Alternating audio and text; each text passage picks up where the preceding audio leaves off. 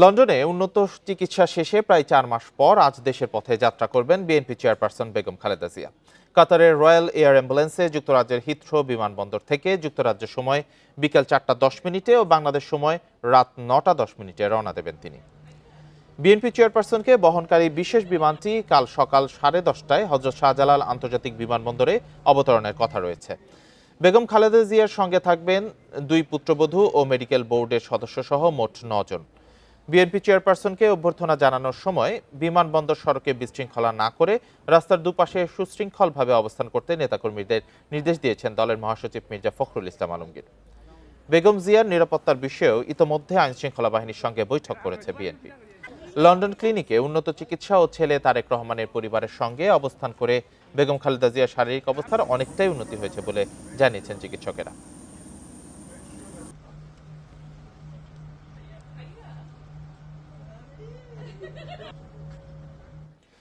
কাতার সরকারের royal air অ্যাম্বুলেন্সে মঙ্গলবার দেশে পৌঁছাবেন বিএনপি চেয়ারপারসন খালেদা জিয়া। এ নিয়ে আলোচনা করতে লন্ডন থেকে আমাদের সঙ্গে যোগ দিয়েছেন রাজনৈতিক বিশ্লেষক ব্যারিস্টার মাহবুবুর রহমান।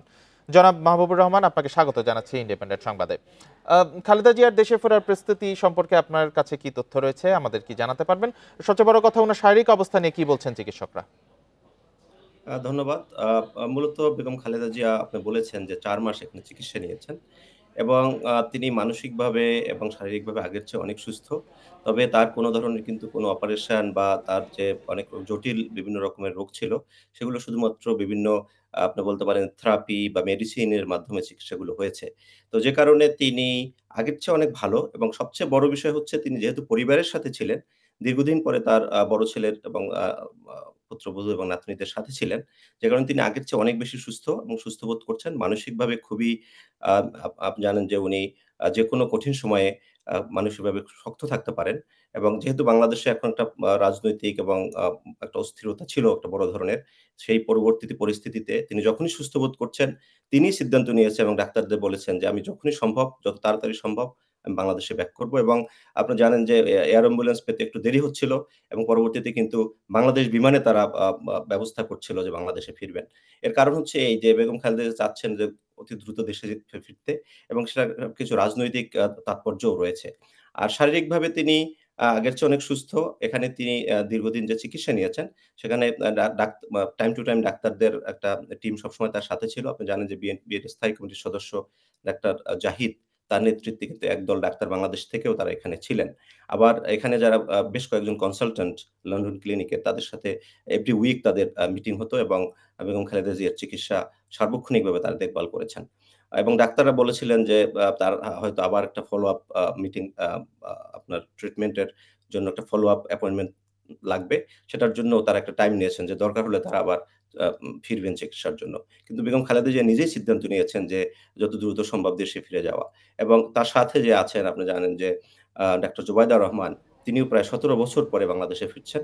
তার বিরুদ্ধে মামলা ছিল বা বাংলাদেশে বিভিন্ন হয়রানিমূলক যে পরিস্থিতি তারপরে তিনি দেশে ফিরছেন এবং তিনিও বাংলাদেশে গিয়ে খালেদা জিয়ার সাথে বা বাংলাদেশে বেশ কিছু সময় থাকবেন। হয়তো ১ মাস বা ২ মাসের মতো সময় থাকবেন। এটা একটা রাজনৈতিক বিষয়ও রয়েছে যেটা রাজনৈতিকভাবে খুবই তাৎপর্যপূর্ণ। ব্যারিস্টার কারণ মাহবুবুর একজন রহমান, আপনি যেটি বলছিলেন খালেদা জিয়ার সাথে তার ২ পুত্রবধূ আসছেন, তো তাদের কি রাজনীতিতে সক্রিয় হওয়ার কোনো সম্ভাবনা আছে কিনা?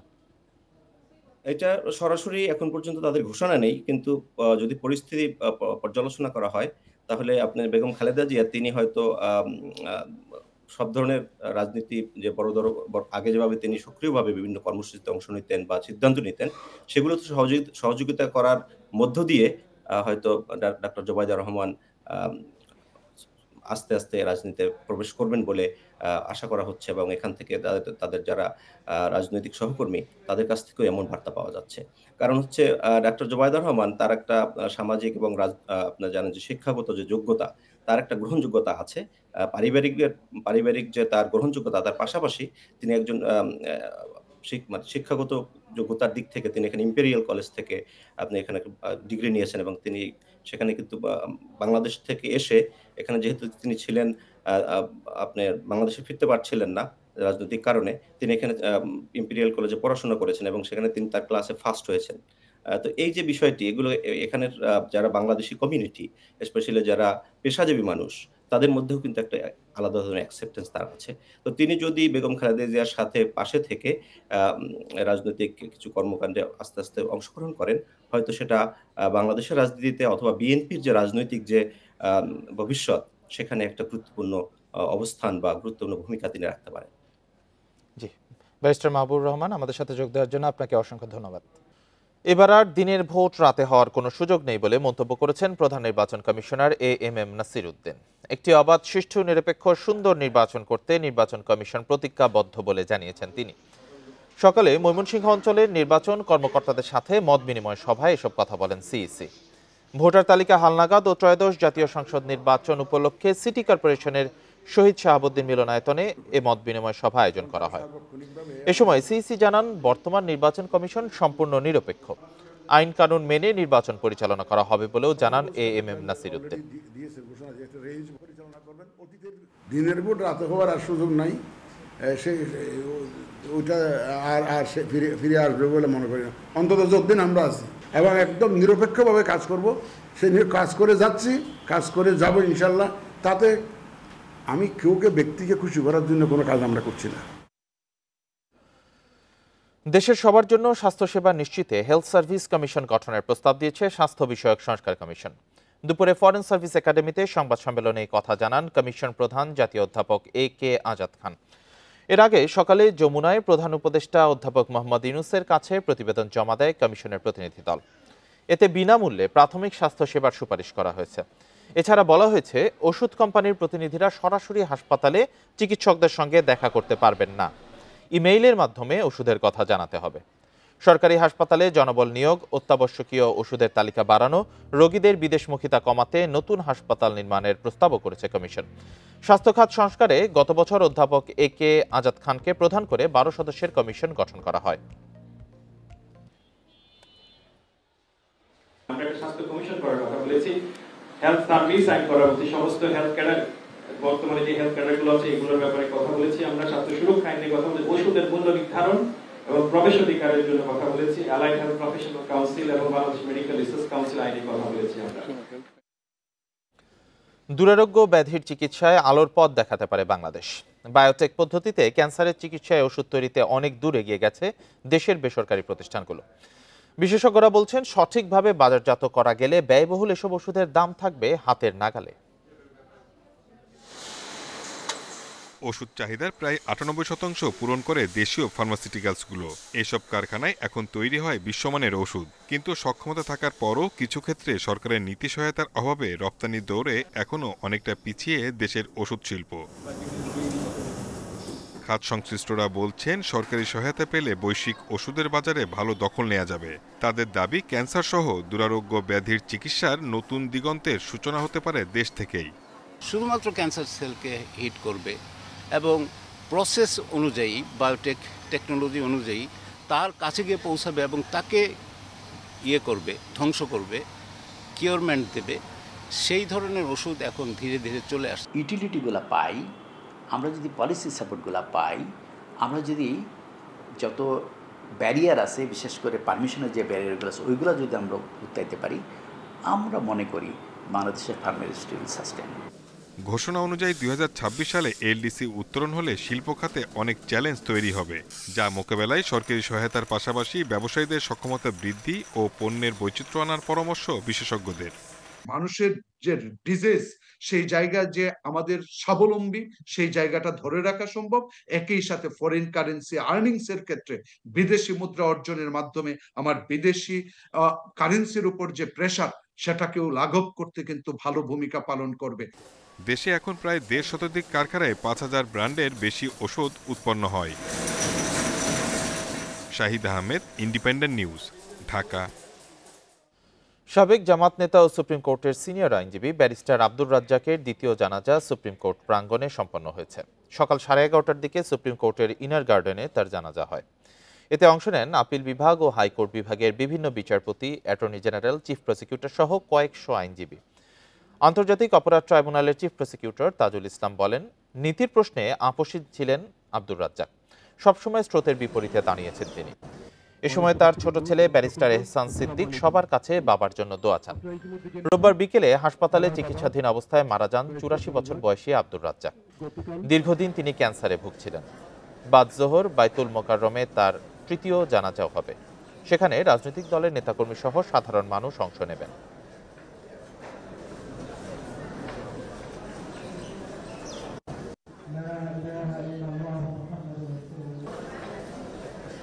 গাজীপুরে এনসিপি নেতা হাসনাত আব্দুল্লাহর উপর হামলার ঘটনায় ৫৪ জনকে আটক করা হয়েছে। রোববার রাতে নগরীর চান্দনা চৌরাস্তা সহ বিভিন্ন এলাকা থেকে তাদের আটক করা হয়। এর আগে রোববার সন্ধ্যায় চান্দনা চৌরাস্তায় এনসিপির মুখ্য সমন্বয়ক হাসনাতের গাড়িতে হামলায় তিনি আহত হন।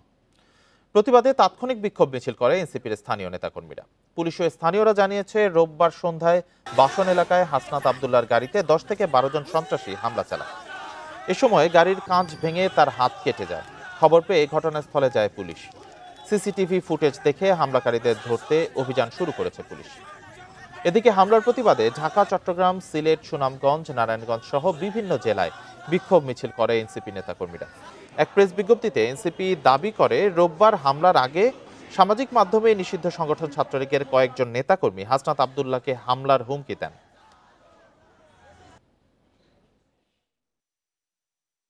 ভাইয়ের উপরে চৌরাস্তায় এই আওয়ামী লীগের দোসররা নেককারজনকভাবে হামলা করেছে। কেন্দ্রীয় অফিসে বসেছিলাম, আমরা খবর পেলাম আমাদের ভাই হাসনাত আব্দুল্লাহর গায়ে আওয়ামী লীগের ফ্যাসিস্টরা আক্রমণ করেছে। আমরা গোয়েন্দা তথ্য কালেকশন করছি এবং এরই মধ্যে আমরা দুজনকে গ্রেপ্তার করতে সক্ষম হয়েছি।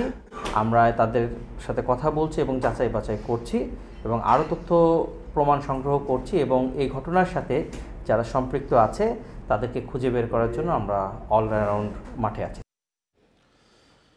এবার আফতাবনগর পশুর হাটের জন্য জারি করা ঢাকা উত্তর সিটি কর্পোরেশনের ইজারা বিজ্ঞপ্তিও স্থগিত করেছে হাইকোর্ট। এ নিয়ে ২ সিটি কর্পোরেশনের ২ বিজ্ঞপ্তি স্থগিত করল হাইকোর্ট।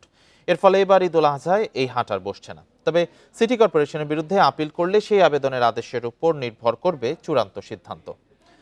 আইনজীবীরা জানান, আফতাবনগর পশুর হাটটির ২ অংশ ঢাকা উত্তর ও দক্ষিণ সিটি কর্পোরেশন আলাদা ইজারা বিজ্ঞপ্তি দেয়।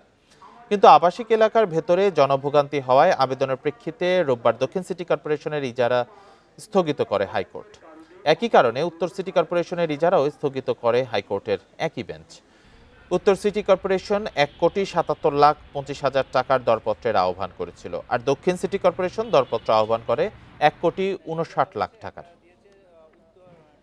গরুর হাট বসানোর জন্য 2টা টেন্ডার নোটিশ দিয়েছিল। একটা দিয়েছে ঢাকা দক্ষিণ সিটি কর্পোরেশন, আরেকটা দিয়েছে ঢাকা উত্তর সিটি কর্পোরেশন। আজকে ঢাকা উত্তর কর্পোরেশনেরটা মহামান্য হাইকোর্টের অ্যানেক্স 4 রুল অ্যান্ড স্টে করে দিয়েছে। সুতরাং আফতাবনগরে আর কোনো গরুর হাট বসছে না। আন্তর্জাতিক অপরাধ ট্রাইব্যুনালের সাবেক প্রসিকিউটর তুরিন আফরোজের মা ও ভাইকে বাড়ি থেকে উচ্ছেদের বিষয়ে বিচারিক আদালতের স্থিত অবস্থার আদেশ বাতিল করেছে আপিল বিভাগ। একই সাথে বহাল রাখা হয়েছে হাইকোর্টের আদেশ। এর মধ্য দিয়ে প্রায় ৮ বছর পর বাড়িটিতে বসবাসের অধিকার ফিরে পেলেন তারা। সোমবার বিচারপতি জুবাইর রহমান চৌধুরীর নেতৃত্বে ৫ বিচারপতির আপিল বেঞ্চ এ আদেশ দেন। একই সাথে বাড়ি সংক্রান্ত মামলা দ্রুত নিষ্পত্তির জন্য বিচারিক আদালতকে নির্দেশ দিয়েছেন আপিল বিভাগ। আইনজীবীরা জানান, এর ফলে বাড়িটিতে তুরিন আফরোজের মা শামসুন নাহার বেগম ও ভাই শিশির আহমেদ শাহনেওয়াজের বসবাসে আর কোনো বাধা থাকছে না। ১৯ ফেব্রুয়ারি রাজধানীর উত্তরার ওই বাড়িতে তাদের বসবাস নিয়ে বিচারিক আদালতের স্থিত অবস্থার আদেশ বাতিল করে রায় দেয় হাইকোর্ট। মামলাটা প্রথমে করেছিলেন উনি নিম্ন আদালতে। নিম্ন আদালতের রায় তুরিন আফরোজের পক্ষে যায়। পরবর্তীতে সেটা হাইকোর্ট তার বিপক্ষে রায় দেন জাজমেন্টের মাধ্যমে, এবং সেই জাজমেন্টটাই সর্বোচ্চ আদালত আপিল বিভাগ বহাল রেখেছেন। আজকে নিম্ন আদালতকে বলেছে এই মামলাটা শর্ট টাইমের ভিতরে মূল মামলাটা শেষ করার জন্য। সুন্নি আলেম মাওলানা মোহাম্মদ রইসউদ্দিনকে হত্যার ঘটনায় জড়িতদের গ্রেপ্তারের দাবিতে চট্টগ্রাম ও কুমিল্লায় সড়ক অবরোধ করে বিক্ষোভ করেছে আহলে সুন্নাত ওয়াল জামাত। দুপুরে চট্টগ্রামের মুরাদপুরে সুন্নিয়া মাদ্রাসা এলাকায় পুলিশের সাথে বিক্ষোভকারীদের পাল্টাপাল্টি ধাওয়া হয়। এতে আহত হন ৩ জন, আটক করা হয় ১৬ জনকে। এর আগে সকালে বিভিন্ন সড়ক অবরোধ করে বিক্ষোভ করে আহলে সুন্নাত ওয়াল জামাত। নগরের পাশাপাশি চট্টগ্রাম কক্সবাজার মহাসড়কও অবরোধ করে তারা। তাদেরকে ছত্রভঙ্গ করতে মুরাদপুর ও বন্দর এলাকায় টিয়ার শেল নিক্ষেপ করে পুলিশ। সড়ক অবরোধের কারণে ভোগান্তিতে পড়েন সাধারণ মানুষ। এদিকে কুমিল্লাতেও সকালে ঢাকা চট্টগ্রাম মহাসড়ক অবরোধ করে বিক্ষোভ মিছিল ও সমাবেশ হয়। এ সময় মহাসড়কের 2 লেনে দীর্ঘ যানজট দেখা দেয়। এতে ভোগান্তিতে পড়েন যাত্রী ও চালকেরা।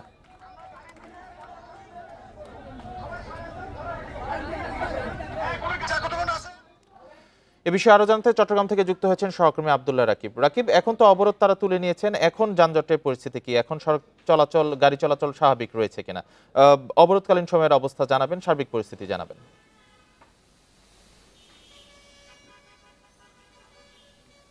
গাজীপুরের যে সুন্নি আলম রইসুদ্দিনের হত্যার প্রতিবাদে এটি পূর্বঘোষিত একটি কর্মসূচি ছিল। গত পরশুদিন তারা চট্টগ্রাম নগরীতে একটি সমাবেশ করে, সেই সমাবেশ থেকে এই কর্মসূচির ডাক দেওয়া হয় এবং তাদের এই কর্মসূচিটি সকাল 6টা থেকে দুপুর 12টা পর্যন্ত ছিল। আমি কিন্তু দেখেছি চট্টগ্রামের যে সুন্নি অধ্যুষিত যে এলাকা মুরাদপুর সুন্নিয়া মাদ্রাসা, সেই এলাকাটাতে জড়ো হয়ে সুন্নি সমাজের যারা আছেন তারা সেখান থেকে বিক্ষোভ মিছিল করে এবং 12টার পরও তারা সেখান থেকে মুহুর্মুহুর পুলিশের উপর ইট পাটকেল নিক্ষেপের ঘটনা করে এবং পুলিশের সাথে ধাওয়া পাল্টে ধাওয়ায় লিপ্ত হয়। আমরা সেই সময় দেখেছি পুলিশের সাথে বিক্ষোভকারীদের সংঘর্ষ হয় এবং পুলিশ তাদেরকে ছত্রভঙ্গ করতে টিয়ার শেল এবং লাঠিচার্জ করে এবং বেশ কয়েকজন এই ঘটনা আহত হয়। 3 জনকে এই ঘটনা আহত হওয়ার পরে তাদেরকে হাসপাতালে নেওয়া হয়েছে এবং একই এলাকা থেকে পুলিশও ছত্রভঙ্গ করার সময় প্রায় 17 জনকে এখন পর্যন্ত আটক করেছে এবং এখানকার পুলিশ যেটি বলছে এবং স্থানীয় যারা রাজনৈতিক কর্মী যারা পুলিশের সাথে যুক্ত হয়ে এই সড়ক থেকে তাদেরকে সরাতে চেয়েছে, কারণ এই সড়কটি চট্টগ্রামের সাথে রাঙ্গামাটি সড়কের একটি সংযোগ রয়েছে এবং ফলে এখানকার যে নাগরিক দুর্ভোগ সেটি একটু বেড়েছে। ফলে সাধারণ মানুষেরকে স্বস্তি দিতে পুলিশ সকাল থেকে তাদেরকে সরানোর চেষ্টা করছিল, ফলে তাদের সাথে পুলিশের সংঘর্ষ হয় এবং স্থানীয় যারা রাজনৈতিক কর্মীরা রয়েছে বিভিন্ন দলের তারাও পুলিশের সাথে যুক্ত হয়ে তাদেরকে সরানোর চেষ্টা করে। তখনই আসলে সংঘর্ষের ঘটনা ঘটে এবং যারা বিক্ষোভকারীরা ছিল পুলিশের যেটি বলছে এবং স্থানীয় যারা রাজনৈতিক কর্মীরা যেখানকার স্থানীয় দোকানপাটগুলো ভাঙচুর করা হয় এবং এখানেই সুন্নি আলেমদের সাথে আসলে যুক্ত হন। তারা বলছেন যে আওয়ামী এবং ছাত্রলীগের যারা চিহ্নিত সন্ত্রাসী এলাকাভিত্তিক তারা যুক্ত হয়ে পুলিশের উপরে এই হামলার ঘটনা ঘটে এবং ভাঙচুরের চেষ্টা চালায়। আমরা এখন দেখছি যান চলাচল স্বাভাবিক রয়েছে মুরাদপুর এলাকায়, স্বাভাবিকভাবে মানুষ যাতায়াত করতে পারছে, কিন্তু পুলিশ যে এখানকার যে সুনিয়া আলিয়া মাদ্রাসা রয়েছে সেই আলিয়া মাদ্রাসা কর্তৃপক্ষের সাথে একটি বৈঠকের আয়োজন করছে। তাদেরকে ডাকা হয়েছে, তাদের যে দাবি দেওয়া তাদের যে কর্মসূচি সেই বিষয়ে তাদের সাথে আলাপ আলোচনা করে যাতে এই বিষয়টি একটি সুষ্ঠু সমাধান হয় এবং কোনো ধরনের সড়কে যাতে প্রতিবন্ধকতা না হয়, পুলিশ সেই চেষ্টার জন্য তাদের সাথে একটি সভার আয়োজন করেছে। কিছুক্ষণ পরে হয়তো এই সভাটি অনুষ্ঠিত হবে। এখানকার যে ডিসি উত্তর রয়েছেন দক্ষিণ রয়েছেন তার কার্যালয়ে তিনি আমাদের কাছে কিছুক্ষণ আগে ব্রিফ করেছেন। তিনি বলছেন যে এখানকার জি রাকিব, আপনি তথ্য সংগ্রহ করতে থাকুন। চট্টগ্রাম থেকে জানাচ্ছিলেন সহকর্মী আব্দুল্লাহ রাকিব।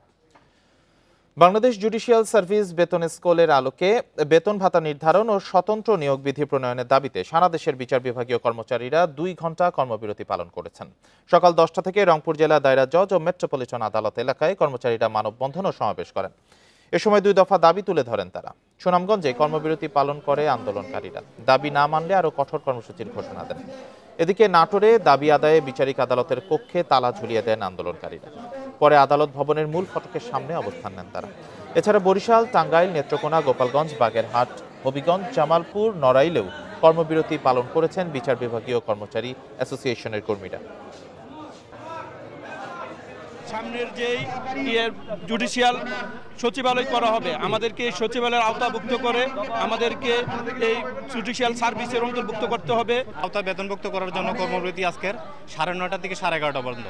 আমাদের ন্যায্য দাবির জন্য আমরা আজ কর্মবিরতি করছি।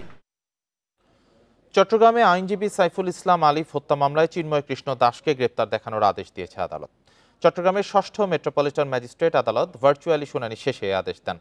রোববারে হত্যা মামলায় চিন্ময়কে গ্রেপ্তারের আবেদন করে পুলিশ। নিরাপত্তাজনিত কারণে আসামি চিন্ময়কে আদালতে সশরীরে উপস্থিত করা না হলেও ভার্চুয়ালি যুক্ত ছিলেন তিনি। এ সময় বিচারক তাকে গ্রেপ্তারের আদেশ পড়ে শোনান বলে জানান রাষ্ট্রপক্ষের আইনজীবী। বলেন, আইনজীবী আলিফের বাবার করা মামলায় হত্যার নির্দেশদাতা হিসেবে প্রধান আসামি হিসেবে চিন্ময়কে গ্রেপ্তারের আবেদন করলে আদালত গ্রেপ্তারের আদেশ দেয়।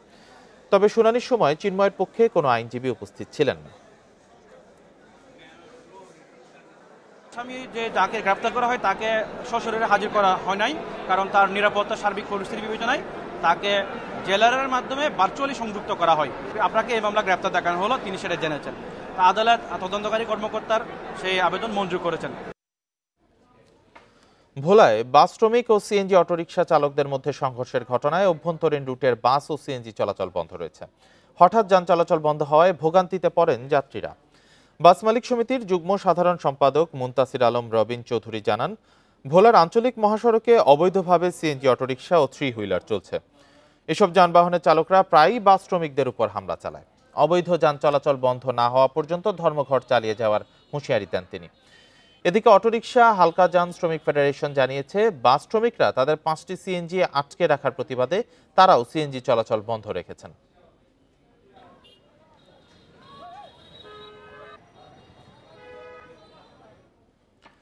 মাগুরায় শিশু আসিয়া ধর্ষণ ও হত্যা মামলায় 6ষ্ঠ দিনের মতো সাক্ষ্য গ্রহণ শেষ হয়েছে।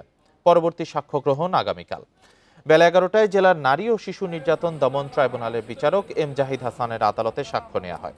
6ষ্ঠ দিনে গুলশান থানার SI Anjuman Ara, senior judicial magistrate Sabyasachi Roy, মামলার রেকর্ডিং অফিসার মাগুরার ওসি আইয়ুব আলী, মামলার তদন্তকারী কর্মকর্তা আলাউদ্দিন সাক্ষ্য দেন। এ নিয়ে মামলায় 27 জনের সাক্ষ্য নেওয়া হলো। এর আগে জেলা কারাগার থেকে আসামিদেরকে আদালতে নেওয়া হয়। আজকে 4 জন সাক্ষীকে উপস্থাপন করেছি। বিজ্ঞ আদালত সাক্ষ্য সমাপ্ত করেছেন এবং পুনরায় আগামীকাল ঢাকা মেডিকেলের মমতা যারা ফরেনসিক বিভাগের যিনি চিফ, ওনাকে ডাকা হয়েছে। আগামীকাল আবার পুনরায় সাক্ষীর জন্য দিন ধার্য আছে।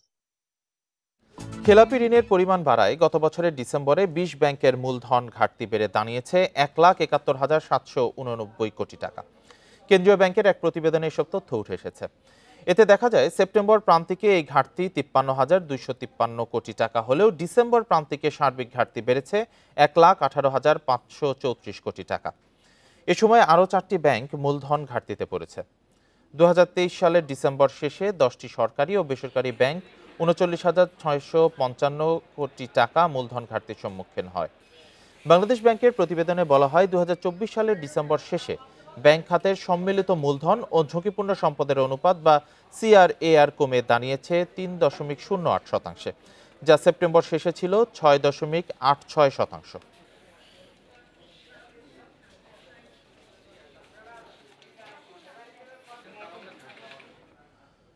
সীমান্তে বিএসএফ এর বাধার কারণে ফেনীর পরশুরামে বল্লামুখা বাঁধের সংস্কার কাজ ব্যাহত হওয়ার অভিযোগ উঠেছে। জুনে শেষ হওয়ার কথা থাকলেও এখনো অর্ধেক কাজ বাকি। বর্ষার আগেই 250 মিটার বাঁধের মেরামত শেষ না হলে আবারও বন্যার শঙ্কায় স্থানীয়রা। তবে কর্মকর্তারা বলছেন, বিজিবির পাহারায় আইন মেনে কাজ চলছে, নির্ধারিত সময়েই শেষ হবে। গত আগস্টে ফেনীর পরশুরাম সীমান্তের শূন্য রেখায় ভারতীয় অংশে বল্লামুখা বাঁধ কেটে দেয় বিএসএফ। সৃষ্টি হয় ভয়াবহ বন্যার। পানিবন্দী হয়ে পড়েন ফেনী ও আশেপাশের কয়েকটি উপজেলার লাখো মানুষ। বন্যার 6 মাস পর পানি উন্নয়ন বোর্ড বাংলাদেশ অংশে বাঁধ সংস্কার শুরু করে। তবে প্রথম দিকে বিএসএফ বাধা দিলে পরে বিজিবির হস্তক্ষেপে কাজ শুরু হয়। তাদের পাহারায় ধীরগতিতে চলছে কাজ। এখন পর্যন্ত অগ্রগতি 50%। কিছুদিন পরে বন্যা আসবে, আবার আমরা প্লাবিত হয়ে যাব। এর জন্য আমরা দ্রুত কাজ মেরামত নির্মাণ চাই। কিছু অংশ দর্শকদের ভিতরে পড়ছে আর কি, ওইখানে বিএসএফ বাধা দিছিল, যদিও পরে আমাদের বিডিআর সেটা মানে নাই, কাজ করতে বলছে। 3 দিন নাকি কাজ বন্ধ রাখবে আমাদের বিজিবি বলছে না, আমরা কাজ চলমান থাকবে, কাজ চলতেছে। আমাকে বলছে তোমরা কাজ চালাও। যৌথ নদী কমিশনের আওতায় এই বাঁধের কাজ চলছে। নির্দিষ্ট সময়ে সংস্কার শেষ করার আশা পানি উন্নয়ন বোর্ডের।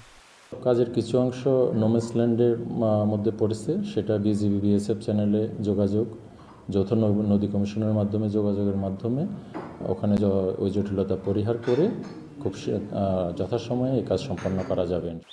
উপজেলা নির্বাহী কর্মকর্তা জানান, আন্তর্জাতিক সীমানা আইন মেনেই বাঁধ নির্মাণ করা হচ্ছে। এতে বিএসএফ বাধা দেওয়ার কোনো এখতিয়ার নেই।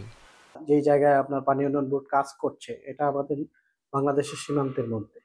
এখানে বিএসএফ এর সরাসরি করা বাধা দেওয়ার কোনো আইনগত সুযোগ নেই। মুহুরী কহুয়া সিলোনিয়া নদীতে 122 কিলোমিটার বন্যা নিয়ন্ত্রণ বাঁধের 102টি স্থানে মেরামতের খরচ ধরা হয়েছে 20,68,00,000 টাকা। Independent news. পাকিস্তান ও বাংলাদেশ সীমান্তে পশ্চিম ও পূর্ব কমান্ডের জন্য 2টি ফরওয়ার্ড হেডকোয়ার্টার স্থাপন করতে যাচ্ছে ভারত। সেই সঙ্গে আরও 16টি ব্যাটালিয়ন গঠনের জন্য মোদী সরকারের চূড়ান্ত অনুমোদনের অপেক্ষায় রয়েছে দেশটির সীমান্তরক্ষী বাহিনী বিএসএফ। এসব ব্যাটালিয়নে প্রায় 17,000 সদস্য যুক্ত হবেন। সোমবার ভারতের সংবাদ মাধ্যম দ্য হিন্দু জানায়, ইতিমধ্যে পরিকল্পনাটি নীতিগত অনুমোদন পেয়েছে। চূড়ান্ত অনুমোদন পেলে এটি বিএসএফ এর জন্য বড় সহায়ক শক্তি হিসেবে কাজ করবে। সীমান্তের এই দুই ফ্রন্টে বর্তমানে আধা সামরিক বাহিনীর 193টি ব্যাটালিয়ন রয়েছে। প্রতিটি ব্যাটালিয়নে রয়েছে 1000-এর বেশি সেনা। নতুন ব্যাটালিয়নগুলো সীমান্তে পাহারার মতো প্রাথমিক দায়িত্ব পালনে বিএসএফকে সহায়তা করবে। নিরাপত্তা জোরদার ও নজরদারি আরও উন্নত করতে ফরওয়ার্ড হেডকোয়ার্টারের একটি জম্মুতে এবং অপরটি মিজোরামে স্থাপন হবে। আর এই ছিল বিরতিহীন সংবাদ দুপুরের আয়োজনে। ইন্ডিপেন্ডেন্ট টেলিভিশনের সব খবর আরও বিস্তারিত জানতে চোখ রাখুন ফেসবুক, ইউটিউব, এক্সে। এতক্ষণ যারা সাথে ছিলেন ধন্যবাদ সবাইকে।